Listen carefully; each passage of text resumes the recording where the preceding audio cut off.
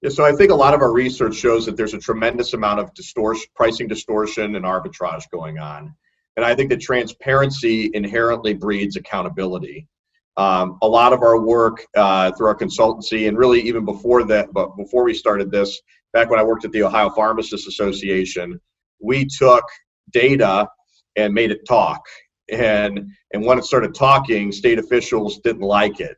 And so the more that we can do to illuminate how PBMs set prices, and some of the inconsistencies that they have with their own messaging, where they say, "Oh, we price drugs competitively," we find drugs that are significantly underpaying providers, but we also find drugs that are significantly overpaying providers. And to me, that's they've always said that their job is to assess the market and set prices based on where the market is.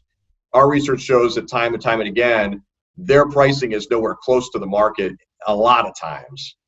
And so I think when you're able to show that not all PBMs, but the big ones are really just playing three-card Monte, as Ted Ocon would say, that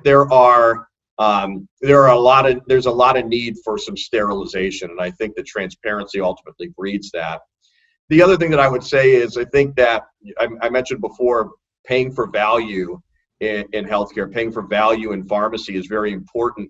But right now, it's mail order pharmacies and specialty pharmacies that are setting the rules for all the other traditional brick and mortar practices.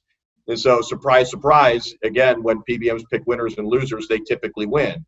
So I do think that CMS could take a more proactive position in assigning what value looks like in pharmacy and making sure that whatever measures are being used to grade out and reward value or penalize the lack of value, that those are being done objectively and not necessarily in a way that favors those that are setting the rules of play.